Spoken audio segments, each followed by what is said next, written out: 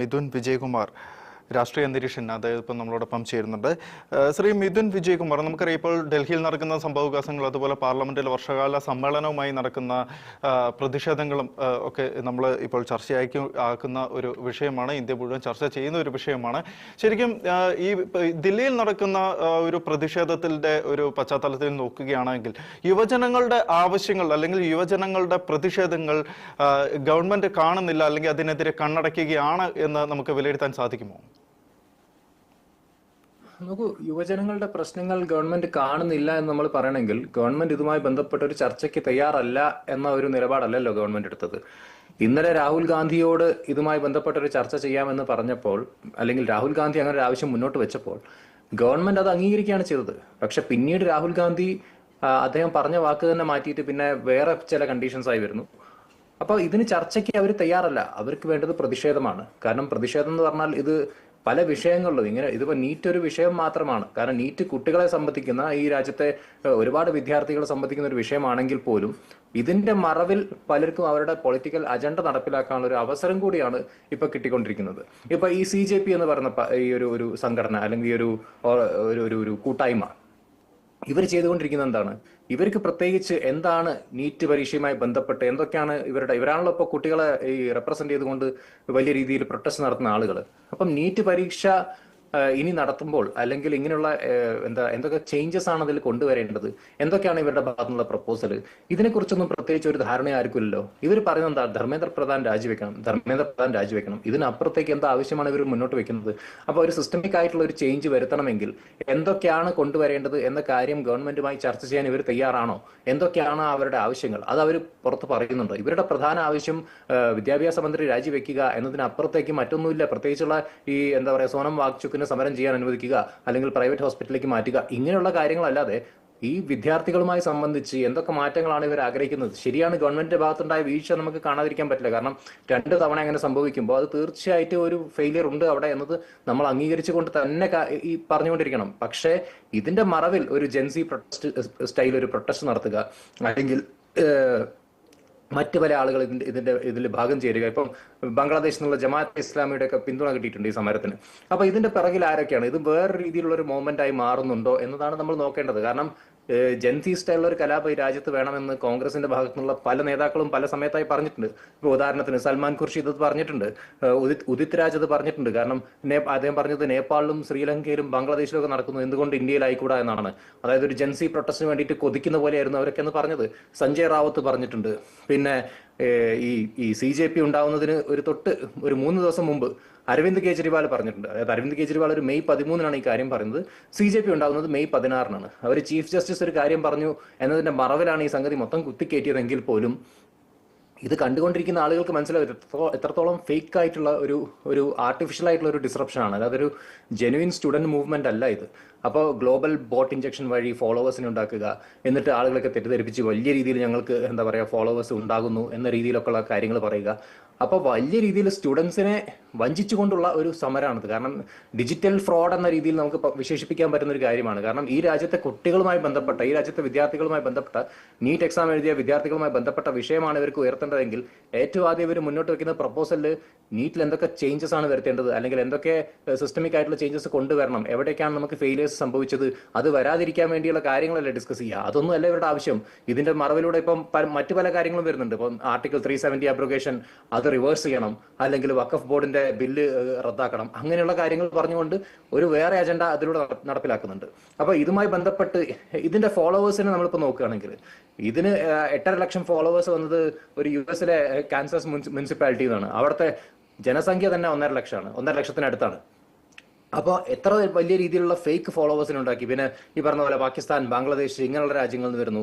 പിന്നെ ഐവറി കോസ്റ്റിനൊക്കെയാണ് വലിയ രീതിയിലുള്ള ഫോളോവേഴ്സ് ഉള്ളത്. അതൊരു വെസ്റ്റ് ആഫ്രിക്കൻ രാജ്യമാണ്, ഒരു ഫ്രഞ്ച് രാജ്യമാണെന്ന് ഞാൻ മനസ്സിലാക്കുന്നത്. അവിടെ നിന്നൊക്കെ ലക്ഷക്കണക്കിന് CJP ഫോളോവേഴ്സ് ഉണ്ടാവുക എന്ന് പറഞ്ഞാൽ ഇത് ചെറുപ്പക്കാരെ തെറ്റിദ്ധരിച്ചുകൊണ്ട് അവരെ റോട്ടിലിറക്കി സമരം ചെയ്യിപ്പിക്കാൻ വേണ്ടിയിട്ടുള്ള ടുക്കഡെ ഗ്യാങ് എന്ന് പറഞ്ഞ ആ ഗ്യാങ്ങിന്റെ മറ്റൊരു പ്രോജക്റ്റ് മാത്രമാണ്. അപ്പൊ ഇതിന്റെ ഒരു എന്താ പറയുക ഒരു ടൂൾ കിറ്റ് അവിടെ പ്രവർത്തിക്കുന്നുണ്ട്. ഇപ്പൊ ഇനി നമ്മൾ നീറ്റിന്റെ പ്രശ്നം നോക്കുകയാണെങ്കിൽ നീറ്റിന്റെ കാര്യത്തിൽ ഒരു ഗവൺമെന്റിന്റെ ഭാഗത്തുനിന്ന് എന്ത് നീക്കമാണ് ഉണ്ടായത് നമുക്ക് അതും കൂടെ ഒന്ന് പരിശോധിച്ച് പോവാം. ഇപ്പൊ അവരെ തീർച്ചയായിട്ടും ഗവൺമെന്റ് എന്തുകൊണ്ടും ആൻസറബിൾ ആണ്, ഗവൺമെന്റ് ഇതിൽ ഉത്തരം പറയുക തന്നെ വേണം. പക്ഷേ ഇതുവരെ ഉണ്ടായ ഗവൺമെന്റിന്റെ ഭാഗത്തു നിന്നുള്ള ആക്ഷൻസ് നമ്മൾ നോക്കുകയാണെങ്കിൽ ഈ നീറ്റുമായി ബന്ധപ്പെട്ട വിഷയം ഇത്രയധികം കത്തേണ്ട സമയം കഴിഞ്ഞിട്ടുണ്ട്. കാരണം ഈ നാഷണൽ ടെസ്റ്റിംഗ് ഏജൻസിക്ക് ഈ വിവരം ഫ്ലാഗ് ചെയ്യപ്പെടുന്നത് മെയ് 3-നാണ്. അതിനുശേഷം മെയ് 4 മുതൽക്ക് രാജസ്ഥാൻ പോലീസിന്റെ സ്പെഷ്യൽ ഓപ്പറേഷൻസ് ഗ്രൂപ്പും അവരുടെ സൈബർ ക്രൈം ബ്രാഞ്ചുകളും ഇത് വലിയ രീതിയിൽ അന്വേഷണം തുടങ്ങി. ലോക്കലായിട്ട് റെയ്ഡ് നടത്തി തുടങ്ങി. പിന്നെ അതിന്റെ ഇന്റർസ്റ്റേറ്റ് കണക്ഷൻസ് അവർ അന്വേഷിച്ച് നാസിക്കും ഉത്തരാഖണ്ഡും അവിടേക്കുള്ള ഷാഡോ സെർവേഴ്സ് അവർ ഇന്റർസെപ്റ്റ് ചെയ്തു. പിന്നെ ഇതുമായി ബന്ധപ്പെട്ട് കുറെ പോർട്ടബിൾ സ്കാനേഴ്സ് ഈ കൊറിയർ എംപ്ലോയീസ് യൂസ് ചെയ്യുന്ന ഒരു സംഗതി ഉണ്ടായിരുന്നു. അപ്പൊ അതൊക്കെ എക്സ്പോസ് ചെയ്യപ്പെട്ടു. പിന്നെ നീറ്റിന്റെ എക്സാം തന്നെ ക്യാൻസൽ ചെയ്തു. അതായത് മെയ് 3-ന് നടത്തിയ എക്സാം മെയ് 12 ആകുമ്പോഴേക്കും അന്വേഷണം നടത്തി പെട്ടെന്ന് തന്നെ അത് ക്യാൻസൽ ചെയ്യുന്നു. റീ എക്സാമിനേഷൻ നടത്തുന്നു. അതിൽ വലിയ രീതിയിലുള്ള ഒരു സെക്യൂരിറ്റിയാണ് സംവിധാനങ്ങൾ ഒരുക്കിയിട്ടുണ്ടായിരുന്നത്. കാരണം ഇന്ത്യൻ എയർഫോഴ്സിന്റെ ലോജിസ്റ്റിക്സ്, ബയോമെട്രിക്സ്, ഈ ജാമേഴ്സ് ഇതൊക്കെ ഉപയോഗിച്ചിട്ടാണ് റീ എക്സാമിനേഷൻ നടത്തുന്നത്. അതിൽ എന്താ പറയുക, അതിന്റെ റിസൾട്ടും വന്നു കഴിഞ്ഞു. പിന്നെ ഇതുവരെയുള്ള CBIന്റെ ഫൈൻഡിങ്സിൽ എത്രയോ പേരെ അറസ്റ്റ് ചെയ്തു. 13 ആൾക്കാരെ കസ്റ്റഡിയിൽ എടുത്തിട്ടുണ്ട്. ഇതുമായി ബന്ധപ്പെട്ട കേസ് മുന്നോട്ട് വലിയ രീതിയിൽ പ്രോഗ്രസ് ചെയ്യുന്നുണ്ട്, അന്വേഷണം പ്രോഗ്രസ് ചെയ്യുന്നുണ്ട്. അപ്പം ഗവൺമെന്റിന്റെ ഭാഗത്തുനിന്ന് എന്താണ് ഇനി ചെയ്യേണ്ടത്? ധർമ്മേന്ദ്ര പ്രധാൻ രാജിവെച്ച പ്രശ്നങ്ങളൊക്കെ തീർന്നോ? അങ്ങനെയാണെങ്കിൽ അതിന് വേണ്ട എന്താ പറയുക, കുറച്ചുകൂടെ ടെക്നിക്കലായിട്ടുള്ള കാരണങ്ങൾ പറയും. കാരണം ഈ ധർമ്മേന്ദ്ര പ്രധാൻ രാജിവെച്ച് കഴിഞ്ഞാൽ നീറ്റിന്റെ സിസ്റ്റം അല്ലെങ്കിൽ നീറ്റ് എക്സാം നടത്തുന്ന ആ ഒരു പാറ്റേൺ അതിലെന്തെങ്കിലും വ്യത്യാസം വരുമോ അതാണ് ഇവരുടെ ആവശ്യം. ഇവർ പുഷ് ചെയ്യുന്നത് വെറും ഒരു പൊളിറ്റിക്കൽ അജണ്ട മാത്രമാണ്. കാരണം കുട്ടികളുമായി ബന്ധപ്പെട്ട ഈ നീറ്റ് എക്സാമുമായി ബന്ധപ്പെട്ട് നിൽക്കുന്ന കുട്ടികളുടെ പ്രശ്നമാണ് ഇവരുടെ ഏറ്റവും വലിയ പ്രശ്നമെങ്കിൽ അതിൽ എന്തൊക്കെ ചേഞ്ചസ് ആണ് വരുത്തേണ്ടതെന്നായിരിക്കും ഇവർ ആദ്യം തന്നെ പറയുക. പക്ഷെ അതൊന്നും പറയാതെ മറ്റു പല ലക്ഷ്യങ്ങളുമായിട്ടാണ് ഇപ്പം മുന്നോട്ട് വരുന്നത്. അവിടെയാണ് നമുക്ക് എല്ലാവർക്കും തോന്നുന്നത് ഇതൊരു ഫേക്ക് ക്യാമ്പയിൻ ആണോ എന്ന്, അല്ലെങ്കിൽ ഇതിനും എന്താ പറയുക ഒരു പൊളിറ്റിക്കൽ അജണ്ടയോട് കൂടി നടക്കുന്ന മറ്റൊരു തരം ക്യാമ്പയിൻ ആണോ എന്ന്. ഇപ്പൊ ഇതിൽ സോനം വാങ്ചുക്കിനെ പോലുള്ള ആളുകളൊക്കെ ഉണ്ട്. അവരാണല്ലോ അതിന്റെ ഫേസായി മാറിയത്. ഇപ്പോൾ അഭിജിത് ദീപ്കെ വരികയാണെങ്കിൽ ഒരു 100 പേര് പോലും ഈ പ്രൊട്ടസ്റ്റിലൊന്നും പങ്കെടുക്കാൻ പോകുന്നില്ല. പക്ഷെ സോനം വാങ്ചുക്ക് വന്നതുകൊണ്ട് ഇതിന് കുറച്ചൊരു ക്രെഡിബിലിറ്റി ഒക്കെ കിട്ടി, കുറെ ആളുകൾ അതിൽ പങ്കുചേരുന്നു. പക്ഷെ സോനം വാങ്ചുക്ക് ഇതേ ധർമ്മേന്ദ്ര പ്രധാന്റെ NEPയെ പ്രകീർത്തിച്ചുകൊണ്ട് സംസാരിച്ച ആളാണ് 2023-ല്. പിന്നീട് 2025-ല് അദ്ദേഹത്തിന്റെ NGOയ്ക്ക് ഒരു FCRA ലൈസൻസ് ക്യാൻസൽ ആകുന്നു. അതൊരു സ്വീഡിഷ് സ്ഥാപനവുമായിട്ടുള്ള ഒരു ഫണ്ട് ട്രാൻസ്ഫർ വിഷയത്തിലാണ്. അതിനുശേഷമാണ് അദ്ദേഹം ഗവൺമെന്റിനെതിരെയുള്ള ഒരു നിലപാട് സ്വീകരിക്കാൻ തുടങ്ങിയത്. അപ്പോൾ ഇത് പലരുടെയും അജണ്ട നടപ്പിലാക്കാൻ വേണ്ടിയിട്ടുള്ള ഒരു പ്ലാറ്റ്ഫോമായി മാറുകയാണോ ഈ സമരം? അല്ലെങ്കിൽ ഗവൺമെന്റിന്റെ ഈ മോൺസൂൺ സെഷൻ സ്തംഭിപ്പിക്കാൻ വേണ്ടിയിട്ട് മാത്രം നടത്തുന്ന ഒരു സമരമാണോ? അപ്പൊ അതെന്താണ്? കാരണം ഇതൊക്കെ ടാക്സ് പേയേഴ്സിന്റെ പൈസയല്ലേ ഇവർ നശിപ്പിച്ചുകൊണ്ടിരിക്കുന്നത്. പാർലമെന്റിന്റെ ഓരോ സ്തംഭനം എന്ന് പറയുന്നത് ഈ രാജ്യത്ത് ടാക്സ് അടയ്ക്കുന്ന ആളുകളുടെ പൈസയാണ്. അപ്പൊ അതിനൊക്കെ എങ്ങനെയാണ് നമ്മുടെ ഈ പ്രതിപക്ഷം നോക്കി കാണുന്നത്? ഇതിൽ ശരിയായ ഒരു സൊല്യൂഷൻ വേണമെങ്കിൽ ചർച്ചയല്ലേ അതിന്റെ ഏറ്റവും വലിയ ഒരു സൊല്യൂഷൻ. ഒരു ചർച്ചയിലൂടെ തന്നെ വേണ്ട ഇത് പരിഹരിക്കാൻ വേണ്ടിയിട്ട്. അപ്പോൾ ചർച്ച വേണ്ട, ഞങ്ങൾക്ക് ഈ വിഷയത്തിൽ ചർച്ചയ്ക്കൊന്നും ഞങ്ങൾ തയ്യാറല്ല.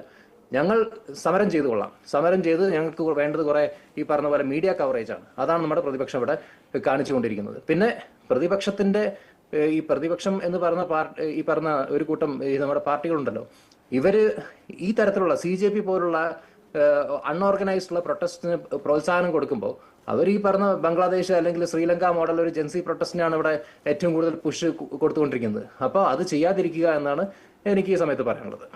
തീർച്ചയായിട്ടും ഇപ്പം നമുക്ക് മറ്റൊരു സംശയം വരുന്നത്, അതായത് പ്രതിപക്ഷ പാർട്ടികളൊക്കെ വളരെ ശക്തമായിട്ട് ഇപ്പോൾ ഈ CJPയുടെ ഒപ്പം കൂടുന്ന ഒരു സാഹചര്യം. ആദ്യമേ CJP എന്ന് പറയുന്ന ആ ഒരു സംഘടന അല്ലെങ്കിൽ അതിൻ്റെ നേതൃത്വം ഒറ്റയ്ക്കാണ് ഇതുപോലുള്ള പ്രശ്നങ്ങൾ അല്ലെങ്കിൽ പ്രതിഷേധങ്ങൾ തുടങ്ങിയതെങ്കിലും പിന്നീട് പല ആൾക്കാരായിട്ട് അല്ലെങ്കിൽ പല സംഘടനകളായിട്ട് പല പാർട്ടികളായിട്ട് പ്രതിപക്ഷ പാർട്ടികളൊക്കെ ആയിട്ട് ചേരുന്ന ഒരു സന്ദർഭം നമ്മൾ കണ്ടിരുന്നു. അപ്പോൾ ഉരുത്തിരിഞ്ഞു വരുന്ന ഒരു സാഹചര്യത്തെ ഇത്തരം പാർട്ടികൾ മുതലെടുക്കുന്നതായിട്ട് നമുക്ക് വിലയിരുത്താൻ സാധിക്കുമോ? തീർച്ചയായിട്ടും. കാരണം ഞാൻ മനസ്സിലാക്കുന്നത് ഇതൊരു പെട്ടെന്നുണ്ടായ ഒരു പ്രൊട്ടസ്റ്റ് അല്ല. ഇത് ഒരു എന്താ പറയുക ഒരു ഓപ്പോസിഷന്റെ ഒരു ഷാഡോ ഗെയിം പോലെയാണ് ഞാൻ ഇതിനെ നോക്കിക്കാണുന്നത്. കാരണം ഇങ്ങനെ ഒരു പ്രക്ഷോഭം വേണമെന്നത് ഞാൻ നേരത്തെ സൂചിപ്പിച്ച പോലെ പല പാർട്ടികളിലും ഉണ്ടായിരുന്ന നേതാക്കൾ പറഞ്ഞിട്ടുണ്ട്. അപ്പൊ ഒരു ജെൻസി സ്റ്റൈൽ പ്രൊട്ടസ്റ്റ് ഈ രാജ്യത്ത് ഉണ്ടാകും എന്നത് പലരും പ്രതീക്ഷിച്ചിട്ടുണ്ട്. ഇപ്പം എന്താ പറയുക, ഉദിത് രാജിന്റെ ഒക്കെ ഞാനിപ്പോ നേരത്തെ സൂചിപ്പിച്ച പോലെ ഉദിത് രാജ് പറഞ്ഞു നോക്കുകയാണെങ്കിൽ അദ്ദേഹം പറഞ്ഞത് അദ്ദേഹത്തിന്റെ അതേ വാക്കുകൾ കോട്ട് ചെയ്ത് പറയുകയാണെങ്കിൽ people are discussing the way in which the public has uprooted power in Nepal, Sri Lanka and Bangladesh. Could something like this not happen in India? Some people are even expressing the possibility of it happening. ചില ആളുകൾ പറയുന്നു ഇതിനൊരു സാധ്യതയുണ്ട് എന്ന്. അപ്പൊ ആ ചില ആളുകൾ ആരായിരുന്നു? ഇത് അദ്ദേഹം പറഞ്ഞ സെപ്റ്റംബറിലാണ് കേട്ടോ. അപ്പം ഇതുമായി ബന്ധപ്പെട്ട് വലിയ രീതിയിലുള്ള ഒരു പ്ലാനിങ് നടന്നിട്ടുണ്ടോ? അല്ലെങ്കിൽ ഇതുമായി ബന്ധപ്പെട്ട് നിൽക്കുന്ന ഒരു നെറ്റ്വർക്ക് തന്നെ അവിടെ ഉണ്ടോ?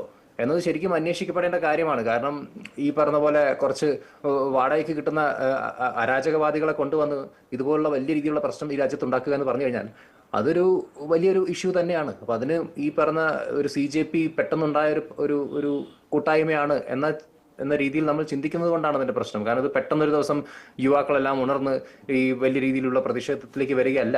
അപ്പൊ ഇതിന്റെ പിറകിൽ വളരെ കൃത്യമായിട്ടുള്ള ഒരു അജണ്ട ഉണ്ട് എന്ന് അതിന്റെ പാറ്റേൺ, ഈ CJP ഉണ്ടായ പാറ്റേൺ വെച്ച് നമ്മൾ നോക്കുകയാണെങ്കിൽ തന്നെ നമുക്ക് മനസ്സിലാവും. അപ്പൊ ഇതിനൊരു ജെനുവിൻ സ്റ്റുഡന്റ് മൂവ്മെന്റ് ആയിട്ട് കാണാൻ പറ്റില്ല. കാരണം ഇവർ സംസാരിക്കുന്നത് ഇപ്പം ഇതിന്റെ ഈ ഘട്ടത്തിൽ കഴിയുമ്പോൾ അവർ സംസാരിക്കുന്നത് സ്റ്റുഡൻസുമായി ബന്ധപ്പെട്ട വിഷയങ്ങളല്ല. അല്ലെങ്കിൽ നീറ്റ് പരീക്ഷയാണ് അവരുടെ പ്രശ്നമെങ്കിൽ നീറ്റ് പരീക്ഷയിൽ എന്തൊക്കെ മാറ്റങ്ങളാണ് കൊണ്ടുവരേണ്ടത് എന്നൊന്നല്ല അവർ ചർച്ച ചെയ്യുന്നത്. ഇത് മറ്റു തലങ്ങളിലേക്ക് മാറുകയാണ്. ഇത് മറ്റു വിഷയങ്ങൾ ഇതിലേക്ക് വരികയാണ്.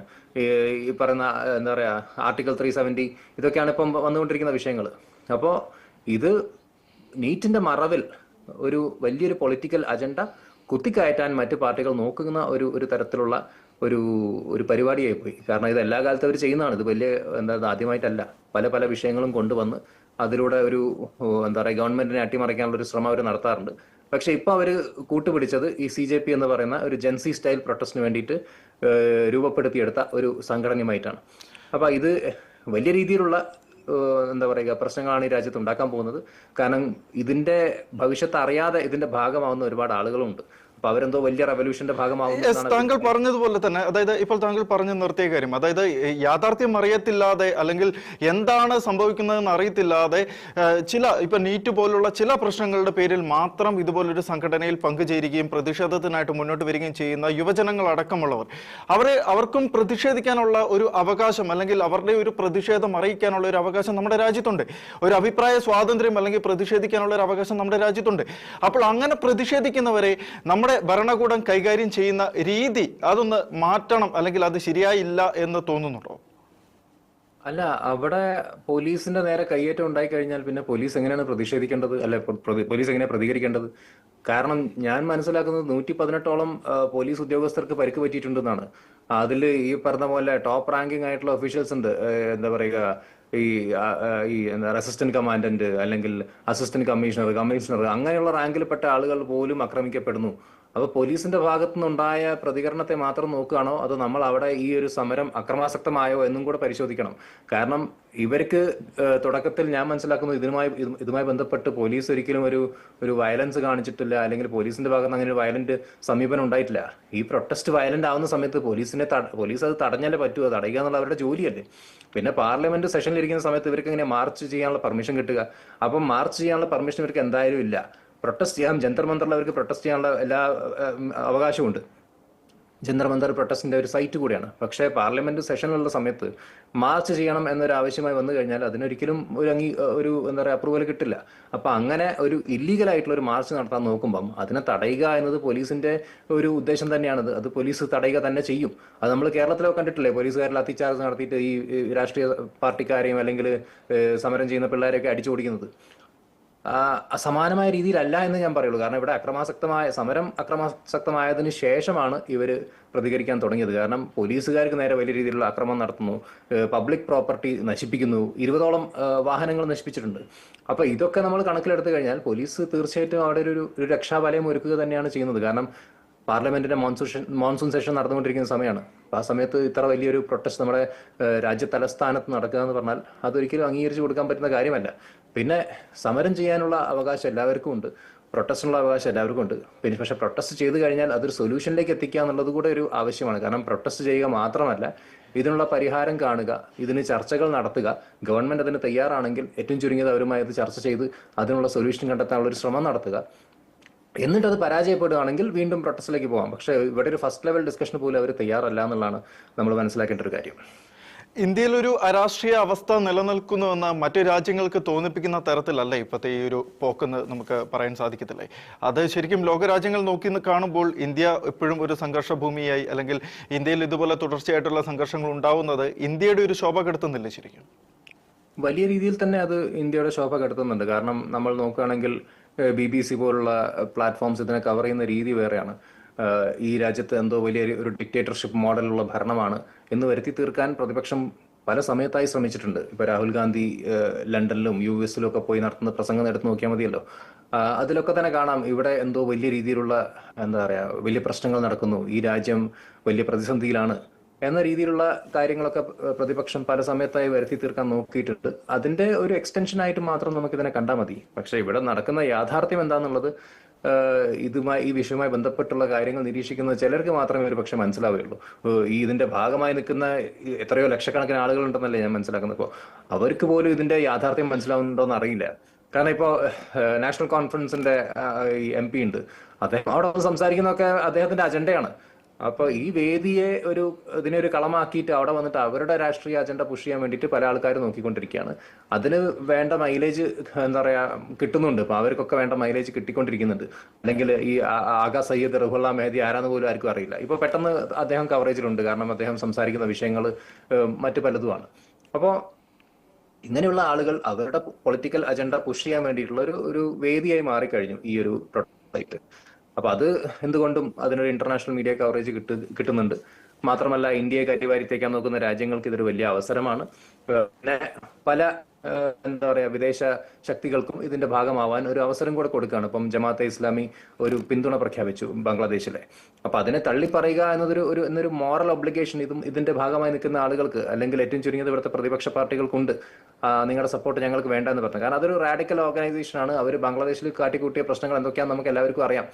പക്ഷേ അത് അങ്ങനെ സപ്പോർട്ട് കിട്ടുന്ന സമയത്ത് അതിനെ തള്ളിപ്പറയാതെ അത് അക്സെപ്റ്റ് ചെയ്ത് വെക്കുകയാണ് അവിടെ. കാരണം ഇപ്പം ഇവർ മിണ്ടാതിരിക്കുന്നതല്ല അതിൽ ശരി. കാരണം ഒരു റാഡിക്കൽ ഓർഗനൈസേഷൻ പുറമേ ഒരു സപ്പോർട്ട് നൽകുന്ന സമയത്ത് എന്താ പറയാ ഭയങ്കര വലിയൊരു ലെറ്റർ തന്നെയാണ് അവർ അയച്ചിട്ടുള്ളത്.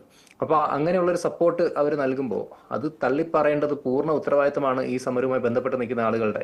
ഏറ്റവും ചുരുങ്ങിയത് സി ജെ പി ലീഡ് ചെയ്യുന്ന ആളുകളെങ്കിലും അത് പറയേണ്ടിയിരുന്നു, അഭിജിത് ദിക്കെങ്കിലും അത് പറയേണ്ടിയിരുന്നു. പക്ഷെ ആരും ഒന്നും പറഞ്ഞില്ല. അപ്പൊ ഇവരിങ്ങനെയുള്ള സപ്പോർട്ട് ആഗ്രഹിക്കുന്നുണ്ട് എന്നാണ് ഞാൻ മനസ്സിലാക്കുന്നത്. അപ്പൊ ഇത് പലർക്കും വന്ന് എന്താ പറയുക ഇന്ത്യ എക്സ്പ്ലോയിറ്റ് ചെയ്യാനുള്ള ഒരു അവസരമാണ്. അപ്പോൾ ഞാൻ മറ്റൊരു സംശയം കൂടെ ചോദിക്കാൻ ആഗ്രഹിക്കുകയാണ്. അതായത് നമുക്കറിയാം, ഇപ്പോൾ ഇതുപോലൊരു പാർട്ടി അല്ലെങ്കിൽ ഇതുപോലൊരു സംഘടന വരുന്നു, അതിന് വ്യക്തമായിട്ടുള്ള ഫണ്ടിങ് എവിടെ നിന്നെങ്കിലും ലഭിച്ചാൽ മാത്രമേ അവർക്ക് മുന്നോട്ട് കടന്നു വരാൻ സാധിക്കത്തുള്ളൂ.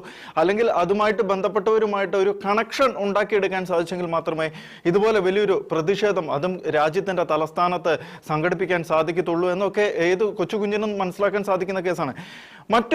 കുറച്ചുനാൾ മുന്നേ വന്ന മറ്റൊരു വാർത്തയുമായിട്ട് നമുക്കിതിനെ ഒന്ന് കണക്ട് ചെയ്യാൻ പറ്റുമോ എന്ന് എനിക്കിപ്പോൾ പെട്ടെന്ന് താങ്കൾ ഇപ്പോൾ ഈ പറഞ്ഞു നിർത്തിയതുമായിട്ട് ഒരു കണക്ഷൻ തോന്നുന്നു. അതായത് സൗത്ത് ഇന്ത്യ, നോർത്ത് ഇന്ത്യ എന്ന് പറയുന്ന രണ്ട് വിഭാഗമായിട്ട് ഇന്ത്യയെ വെട്ടിമുറിക്കുവാനായിട്ടുള്ള ഒരു നീക്കം നടക്കുന്നുവെന്ന് കേരളത്തിൽ നിന്നടക്കം കണ്ടെത്തിയ ചില രേഖകൾ, ചില തീവ്രവാദ സംഘടനകളുമായിട്ട് ബന്ധപ്പെട്ട് ചില രേഖകൾ NIA കണ്ടെത്തുകയും അതിന്റെ പിന്നാമ്പുറത്ത് ഇതുപോലുള്ള ഒരു നീക്കം നടക്കുന്നുവെന്ന് NIA വ്യക്തമാക്കുകയും ചെയ്ത ഒരു സന്ദർഭം ഉണ്ടായിട്ടുണ്ടായിരുന്നു. സൗത്ത് ഇന്ത്യ എന്നും നോർത്ത് ഇന്ത്യ എന്ന് പറയുന്ന രണ്ട് വിഭജനം അവിടെ, അല്ലെങ്കിൽ ഒരു രാജ്യത്തെ വിഭജിക്കാനായിട്ടുള്ള ഒരു ശക്തമായിട്ടുള്ള ഒരു നീക്കം, ഒരു സംഘർഷം ഉണ്ടായിട്ടുണ്ടെങ്കിൽ അതിന്റെ മറവിൽ നടക്കുമെന്ന് NIA വെളിപ്പെടുത്തിയതാണ്. അപ്പോൾ അത്തരം ഏതെങ്കിലും തരത്തിലുള്ള വലിയൊരു കുറ്റകൃത്യത്തിലേക്ക് നമ്മുടെ നാട് പോകുന്നതായിട്ട് ഭയപ്പെടേണ്ടതുണ്ടോ ശരിക്കും? നോക്കൂ, നമ്മുടെ സുരക്ഷാ ഏജൻസികളിൽ നമുക്ക് പൂർണ്ണമായും വിശ്വസിക്കാം. കാരണം അവരുടെ എഫിഷ്യൻസിയാണ് ഇങ്ങനെയുള്ള പല നീക്കങ്ങളെയും എക്സ്പോസ് ചെയ്യുന്നത്, അതിനെ തടയുന്നത്, അതിന് വളരാനുള്ള അവസരം ഇല്ലാതാക്കുന്നത്. ഇപ്പൊ നമ്മൾ നോക്കുകയാണെങ്കിൽ ഇന്ത്യ ഒരു ഇസ്ലാമിക രാജ്യമാക്കാൻ 2047 ആകുമ്പോഴേക്കും ഇന്ത്യ ഒരു ഇസ്ലാമിക രാജ്യമാക്കി മാറ്റാനുള്ള പദ്ധതിയൊക്കെ അവിടെ ഒരുങ്ങിയിട്ടുണ്ടായിരുന്നു. അത് NIA എക്സ്പോസ് ചെയ്തു, അവരുടെ മൊത്തം നെറ്റ്വർക്കും തീർത്തു, PFI ബാൻ ചെയ്യപ്പെട്ടു. അപ്പൊ അങ്ങനെയുള്ള റാഡിക്കൽ സംഘടനകൾക്ക് വളരാൻ വളക്കൂറുള്ളൊരു മണ്ണായിട്ട് ചില സ്ഥലങ്ങൾ നിൽക്കുന്നുണ്ടെങ്കിൽ പോലും നമ്മുടെ രാജ്യം ആസ് സച്ച് ഒരു വലിയ നാഷണലിസ്റ്റിക് സ്വഭാവമുള്ള ഒരു വലിയ ജനക്കൂട്ടം ഇവിടെ ഉള്ളത് കൊണ്ട് ഇതിനൊന്നും വളരാനുള്ള സാധ്യത കുറവാണ്. അവർക്ക് വേണമെങ്കിൽ ചില സ്ഥലങ്ങളെ കേന്ദ്രീകരിച്ചുകൊണ്ട് ചില രാഷ്ട്രീയ പാർട്ടികൾ ഭരിക്കുന്ന സ്ഥലങ്ങളിൽ അവർക്ക് വേണമെങ്കിൽ ഒരു ഷെൽട്ടർ കണ്ടെത്താൻ പറ്റും. പക്ഷെ അത് കുറഞ്ഞ സമയത്തേക്ക് മാത്രമായിരിക്കും, കാരണം അത് എക്സ്പോസ് ചെയ്യപ്പെടുക തന്നെ ചെയ്യും. അപ്പൊ ഒരു north India south India divide ഉണ്ടാക്കാൻ നോക്കുന്ന ആരെങ്കിലും ഉണ്ടെങ്കിൽ അവര് മനസ്സിലാക്കേണ്ട കാര്യം, ഇവിടുത്തെ ഇന്റലിജൻസ് നെറ്റ്വർക്കും അല്ലെങ്കിൽ ഇവിടെ നമ്മുടെ സെക്യൂരിറ്റി ഏജൻസീസും നമ്മുടെ ഒരു സെക്യൂരിറ്റി അപ്പറേറ്റസ് അതത്ര വീക്കല്ല. അവർക്ക് അവരുടെ ജോലി നന്നായി ചെയ്യാൻ അറിയാം. അപ്പൊ എന്തൊക്കെ വലിയ പ്രോജക്ട്സ് കൊണ്ടുവന്നാലും ഇന്ത്യയുടെ പുറത്തുനിന്ന് എത്ര വലിയ ഫണ്ടിങ് ഇങ്ങോട്ട് വരികയാണെങ്കിലും അതൊക്കെ തന്നെ തടയപ്പെടും. അതിനൊക്കെ തന്നെ വലിയ രീതിയിലുള്ള ആക്ഷൻസ് ഉണ്ടാവുക തന്നെ ചെയ്യും. അപ്പൊ ഇതിന്റെ പിന്നിൽ പ്രവർത്തിച്ച ആരാന്നുള്ളത് നമുക്ക് ഇനി മുന്നോട്ട് അറിയാൻ പറ്റും. കാരണം ഇത്രയും വലിയൊരു പ്രക്ഷോഭം പെട്ടെന്നൊരു ദിവസം പൊട്ടിമുളയ്ക്കുന്നതല്ല. ഇതിന് തീർച്ചയായിട്ടും വലിയ രീതിയിലുള്ള സപ്പോർട്ട് കിട്ടിയിട്ടുണ്ട്. അതേത് ഭാഗത്തുനിന്ന് കിട്ടിയെന്നുള്ളത് നമ്മൾ മനസ്സിലാക്കണം. കാരണം ഞാൻ നേരത്തെ സൂചിപ്പിച്ച പോലെ ഇതിന്റെ ഫോളോവേഴ്സ് എന്നൊക്കെ പറയുന്നത് പല ഭാഗങ്ങളിൽ നിന്ന് വരുന്ന ആളുകളാണ്. ഇപ്പം എന്താ പറയുക, പാലസ്തീൻ, അല്ലെ മലേഷ്യ, ബ്രസീൽ, ഈ പറഞ്ഞ പാകിസ്ഥാൻ, അങ്ങനെയുള്ള രാജ്യങ്ങളിൽ നിന്നൊക്കെ ഇതിന് വലിയ രീതിയിലുള്ള ഫോളോവർ കൗണ്ട് ഉള്ളപ്പോൾ ഇതിന്റെ പിറകിൽ പ്രവർത്തിക്കുന്നത് ആരാന്നുള്ളത് നമുക്ക് തീർച്ചയായും ചിന്തിക്കേണ്ട വലിയ വിഷയം തന്നെയാണ്. കാരണം ഇത് ഇന്ത്യയുമായി ബന്ധപ്പെട്ട് സ്റ്റുഡൻസിന്റെ വിഷയവുമായി ബന്ധപ്പെട്ട് മാത്രം നിൽക്കുന്ന ഒരു സംഗതിയല്ല. ഇതൊരു പ്ലാൻഡ് പ്രോജക്റ്റാണ്. പെട്ടെന്ന് ഒരു കാരണം കാത്തിരിക്കുക, ഇവരൊരു കാരണം നോക്കിയിരിക്കുകയായിരുന്നു എന്തിനാണ് എക്സ്പ്ലോയിറ്റ് ചെയ്യാൻ പറ്റുക എന്നുള്ളത്. അപ്പോഴാണ് ചീഫ് ജസ്റ്റിസിന്റെ വായിന്നൊരു എന്താ പറയുക ഒരു ഒരു സ്റ്റേറ്റ്മെന്റ് ഇവർക്ക് വീണ് കിട്ടുന്നത്. അത് അദ്ദേഹം ക്ലാരിഫൈ ചെയ്തെങ്കിലും അതിനെ പിടിച്ചുകൊണ്ടാണ് പിന്നീട് ഇവർ ഒരു എന്താ പറയുക ഒരു ഓർഗനൈസേഷൻ പോലെ ഫോം ചെയ്യുന്നു. ഓർഗനൈസേഷൻ ഒരു കൂട്ടായ്മ ഫോം ചെയ്യുന്നു. എന്നിട്ട് അതിന്റെ പുറത്ത് പല അജണ്ടകളും നടപ്പിലാക്കാൻ നോക്കുന്നു. ഇപ്പൊ നീറ്റിനെ ഉയർത്തി കാണിച്ചുകൊണ്ടാണ് ഇവർ ഇത്രയും നേരം പ്രൊട്ടസ്റ്റ് ചെയ്തുകൊണ്ടിരുന്നത്. പക്ഷേ നീറ്റാണ് ഇവരുടെ യഥാർത്ഥ വിഷയമെങ്കിൽ അത് കെട്ടടങ്ങേണ്ട സമയം എപ്പോഴോ അതിക്രമിച്ചു കഴിഞ്ഞു. പക്ഷെ ഇവരിപ്പോഴും മുന്നോട്ട് പോയിക്കൊണ്ടേയിരിക്കുകയാണ് മറ്റ് പല അജണ്ടകളുമായിട്ട്. ഇപ്പൊ അതുമായി ചേർന്ന് കുറെ രാഷ്ട്രീയ പാർട്ടികൾ നിൽക്കുന്നു. ഓക്കെ, അപ്പോൾ മറ്റൊരു സംശയം, അതായത് ഈ പ്രതിഷേധം തുടങ്ങിയത് CJP ഒറ്റയ്ക്കാണ്. അപ്പോൾ CJPയുടെ ഒരു ആവശ്യം, ഏറ്റവും ആദ്യമേ CJP മുന്നോട്ട് വെച്ചിരുന്ന ആവശ്യം നീറ്റ് എക്സാം അടക്കമുള്ള, അല്ലെങ്കിൽ നീറ്റിലെ ചോദ്യപേപ്പർ ചോർച്ച അടക്കമുള്ള പ്രശ്നങ്ങളായിരുന്നല്ലോ. അതിനുശേഷം പ്രതിഷേധം കനക്കുന്ന ഒരു സാഹചര്യം വന്നപ്പോഴാണ് കൂടുതൽ ആവശ്യങ്ങൾ അല്ലെങ്കിൽ കൂടുതൽ നിബന്ധനകളുമായിട്ട് അവർ പല രാഷ്ട്രീയ പാർട്ടികൾ ചേരുകയും ആൾക്കാർ ചേരുകയും ഒക്കെ ചെയ്ത് മുന്നോട്ട് വരിക ഒരു സാഹചര്യം ഒരുങ്ങിയത്. ശരിക്കും ഇത് ആദ്യമേ തന്നെ ഒരു ചർച്ചയിലൂടെ അവസാനിക്കാൻ സാധിക്കുന്നതല്ലേ ഉണ്ടായിരുന്നുള്ളൂ. ഗവൺമെന്റ് ഒരു ചർച്ചയ്ക്ക് തയ്യാറാവുകയായിരുന്നുവെങ്കിൽ ആദ്യമേ തന്നെ ഇതൊരു വിദ്യാർത്ഥികളുടെ ഒരു പ്രതിഷേധമായിട്ട് അല്ലെങ്കിൽ ആ ഒരു ചർച്ചയിൽ തന്നെ തീരുമാനമാക്കാൻ സാധിക്കുന്നതല്ലേ ഉണ്ടായിരുന്നുള്ളൂ. ഇവിടെ വരെ എത്തിക്കേണ്ട ആവശ്യം ഉണ്ടായിരുന്നു ശരിക്കും. തീർച്ചയായിട്ടും ഗവൺമെന്റിന്റെ ഭാഗത്തുള്ള വീഴ്ചകൾ നമ്മൾ കാണാതെ പോകരുത്. കാരണം ഒന്നാമത്തെ കാര്യം, ഇത് റിപ്പീറ്റഡ് ആയി നടക്കുകയാണ്. അങ്ങനെ ഒരു ലീക്ക് ഒരു സെക്കൻഡ് ടൈം നടക്കുമ്പോൾ അതിന്റെ അർത്ഥം ഗവൺമെന്റിന്റെ ഭാഗത്തുനിന്ന് ഒരു വലിയ രീതിയിലുള്ള ഒരു സിസ്റ്റമിക് ആയിട്ടുള്ള ഒരു റെക്ടിഫിക്കേഷൻ നടന്നിട്ടില്ല എന്നുള്ളതാണ്. അപ്പൊ അങ്ങനെ ഗവൺമെന്റ് ചെയ്യാത്ത സമയം വരെ നമ്മൾക്ക് ഒരു ഭാഗത്ത് ഗവൺമെന്റിന്റെ വീഴ്ചകളെ പൂർണ്ണമായും പരിശോധിക്കേണ്ടി തന്നെ വരും. ഇപ്പൊ അതിൽ വേണ്ട അന്വേഷണങ്ങളൊക്കെ നടക്കുന്നുണ്ട്. CBI അവരുടെ കോംപ്രിഹെൻസീവ് ചാർജ് ഷീറ്റ് തയ്യാറാക്കിക്കൊണ്ടിരിക്കുകയാണ്. ഒരു എന്താ പറയുക, ആയിരക്കണക്കിന് ഡിജിറ്റൽ ഡിവൈസ് അവർ പരിശോധിച്ചു. പക്ഷെ ഇത് മുമ്പ് ചെയ്യാവുന്ന കാര്യങ്ങളായിരുന്നു. മാത്രമല്ല, ഇങ്ങനെ ഒരു പ്രൊട്ടസ്റ്റ് തുടങ്ങുന്ന സമയത്ത് തീർച്ചയായിട്ടും ഒരു ഡിസ്കഷൻ വേണ്ടിയിരുന്നു. അത് ഗവൺമെന്റിന്റെ ഭാഗത്തുണ്ടായ ഒരു വീഴ്ച തന്നെയാണ്. പക്ഷെ ആ വീഴ്ച അല്ലെങ്കിൽ അതിനെ എക്സ്പ്ലോയിറ്റ് ചെയ്യാൻ നല്ല സ്കോപ്പ് ഉണ്ടെന്ന് മനസ്സിലാക്കിയിട്ട് വളരെ വലിയ രീതിയിൽ എക്സ്പ്ലോയിറ്റ് ചെയ്തു. പക്ഷെ ഈ സമയത്ത് ഗവൺമെന്റ് ചർച്ചയ്ക്ക് തയ്യാറാകുമ്പോൾ അതിന് പോലും അവർ അതിനോട് അവർ സഹകരിക്കുന്നില്ല. കാരണം അവർ സഹകരിക്കാത്തത് ഇതിന് വേണ്ട മൊമെന്റം കിട്ടിക്കഴിഞ്ഞു. ഇതിലൊരു പക്ഷേ പല ശക്തികൾ ഇതിലിപ്പോൾ പങ്കാളികളായിട്ടുണ്ട്. അപ്പൊ അവരുടെ അജണ്ട കൂടെ നടപ്പിലാക്കണം, കുട്ടികളുടെ വിഷയം മാത്രമല്ല. അപ്പം പല അജണ്ടകളും നടപ്പിലാക്കാനുള്ള ഒരു പ്ലാറ്റ്ഫോമായി ഇത് മാറിയിട്ടുണ്ട്. അപ്പൊ അതുകൊണ്ട് ഒരു പക്ഷെ പെട്ടെന്നൊരു ചർച്ചയൊന്നും നമുക്ക് ഇനി കാണാൻ പറ്റില്ല. കാരണം ഇതിൽ ഇവർക്ക് വേറെ ചില കാര്യങ്ങളും കൂടെ ചെയ്തു തീർക്കാനുണ്ട്. ഇതുമായി ബന്ധപ്പെട്ട് നിൽക്കുന്ന കുറെ ഇന്ത്യക്കുള്ളിലുള്ള ഫോഴ്സസ് ആവാം, ഇന്ത്യക്ക് പുറത്തുള്ള ഫോഴ്സസ് ആകാം. അവരുടെയൊക്കെ സപ്പോർട്ട് ഇപ്പൊ കിട്ടി നിൽക്കുന്ന ഒരു സമയത്ത് നമുക്കറിയില്ല ഇത് ഏത് ദിശയിലേക്കാണ് പോയിക്കൊണ്ടിരിക്കുന്നത്. എങ്കിലും ഇപ്പോൾ പെട്ടെന്നുള്ള ചർച്ചകളൊന്നും നടക്കില്ല എന്ന് താങ്കൾ സൂചിപ്പിച്ചു. ശരിയാണ്. ഇപ്പോൾ ഇതുപോലൊരു പ്രക്ഷോഭം നടക്കുമ്പോൾ ഇനി ഒരു ചർച്ച അത് എത്രത്തോളം സാധ്യമാണ് എന്നതും ഒരു സംശയമായി നിലനിൽക്കുകയാണ്. പക്ഷേ നമ്മുടെ നാട്ടിൽ ഇതുപോലെ ഒരു പ്രശ്നം ഉണ്ടാകുമ്പോൾ, ഇന്ത്യയുടെ തലസ്ഥാനത്ത് ഇതുപോലൊരു പ്രശ്നം ഉണ്ടാകുമ്പോൾ അതിനൊരു പരിഹാരം കാണുക എന്നത് ഏറ്റവും അത്യാവശ്യമായിട്ടുള്ള ഒരു സംഭവം തന്നെയാണല്ലോ. ഏറ്റവും പെട്ടെന്ന് ഏറ്റവും ഉത്തമമായിട്ടുള്ള ഒരു പരിഹാരം കാണുക എന്നത് വലിയൊരു വെല്ലുവിളി തന്നെയാണ്. എങ്ങനെയായിരിക്കും ഇനിയുള്ള ഒരു പോക്ക്, ഈ പ്രതിഷേധത്തിന്റെയും അതുപോലെ വർഷകാല സമ്മേളനം, ഗവൺമെന്റ് എടുക്കുന്ന നിലപാട് ഒക്കെ എങ്ങനെ ആകാനാണ് ഒരു സാധ്യത? എന്തായാലും അടിച്ചമർത്തുക എന്നുള്ള ഒരു രീതിയിലേക്ക് കൂടുതൽ പോകുന്നത് അത് പ്രശ്നം വഷളാക്കാനുള്ള ഒരു സാഹചര്യം ഉണ്ടായേക്കാം. എങ്കിൽ ചർച്ച നടത്താതിരിക്കാനും സാധിക്കത്തില്ല. അപ്പോൾ എന്തായിരിക്കാം ഇനി ഗവൺമെന്റിന്റെ ഭാഗത്തു നിന്നുള്ള ഒരു നിലപാട്? എന്തായിരിക്കും ഇനി വരും ദിവസങ്ങളിൽ സംഭവിക്കാൻ പോകുന്നത്? നോക്കൂ, അടിച്ചമർത്തുക എന്നത് എനിക്ക് തോന്നുന്നില്ല ഒരു ശരിയായ കാഴ്ചപ്പാടാണെന്നുള്ളത്. കാരണം ഗവൺമെന്റ് ഇത് അടിച്ചമർത്താൻ നോക്കിയിട്ടില്ല. ഇത് ഒരു പ്രതിഷേധം ക്രമത്തിലേക്ക് പോകുന്നു എന്ന് കണ്ട സമയത്ത് അതിനെ തടയുകയാണ് അവർ ചെയ്യുന്നത് ബേസിക്കലി. അപ്പൊ അത് അപ്പം പല വീഡിയോസും പുറത്തു വരുന്നുണ്ട്. ഈ അഭിജിത് ദീപ്കെ തന്നെ എന്താ പറയാ, വേണ്ട എന്ന് പറയുന്ന ചില വീഡിയോസ് ഒക്കെ നമുക്ക് കാണാം. അതിൽ ഈ പോലീസുകാരെ ആക്രമിക്കുന്നു, റാപ്പിഡ് ആക്ഷൻ ഫോഴ്സിന്റെ ആളുകളെ ആക്രമിക്കുന്നു. അപ്പൊ അങ്ങനെയുള്ള വീഡിയോസ് ഒക്കെ പുറത്തുണ്ട്. നമുക്ക് എന്താ പറയാ, ദൃശ്യങ്ങൾ വളരെ എവിഡന്റ് ആണ്. അതായത് ഞാൻ ഉദ്ദേശിച്ചത് അടിച്ചമർത്തുന്നു എന്ന് ഞാൻ ഉദ്ദേശിച്ചത് ഇപ്പോൾ ഈ അതുപോലൊരു സാഹചര്യത്തിലേക്ക് എത്തുകയാണെങ്കിൽ, അതായത് സംഘർഷം വർദ്ധിക്കുകയാണെങ്കിൽ, ഇന്നലെ നടന്ന പോലുള്ള സംഭവങ്ങൾ വീണ്ടും ആവർത്തിക്കുകയാണെങ്കിൽ അത് ഇപ്പോൾ രാജ്യം മുഴുവനുമുള്ള യുവാക്കളെ ഒരു പ്രതിഷേധത്തിലേക്ക് കൂടുതൽ എത്തിക്കുന്ന തരത്തിലേക്ക് കാര്യങ്ങൾ ഉരുത്തിരിഞ്ഞു വരില്ലേ? അതായത് നമുക്കറിയാം, ആദ്യമേ ഈ ഒരു പ്രതിഷേധം തുടങ്ങിയപ്പോൾ വളരെ ചുരുങ്ങിയ തരത്തിലുള്ള പങ്കാളിത്തമേ ഉണ്ടായിരുന്നുള്ളൂ. അതിനുശേഷം പ്രതിഷേധം കനക്കുകയും ഇന്നലത്തെ സംഭവമൊക്കെ കഴിഞ്ഞപ്പോഴേക്കും ഇന്നടക്കം നോക്കുകയാണെങ്കിൽ കൂടുതൽ ആളുകൾ ആ ഒരു പ്രദേശത്തേക്ക് എത്തുകയും പ്രതിഷേധത്തിൽ പങ്കുചേരുന്ന ഒരു സാഹചര്യമാണ് നമ്മൾ കാണുന്നത്.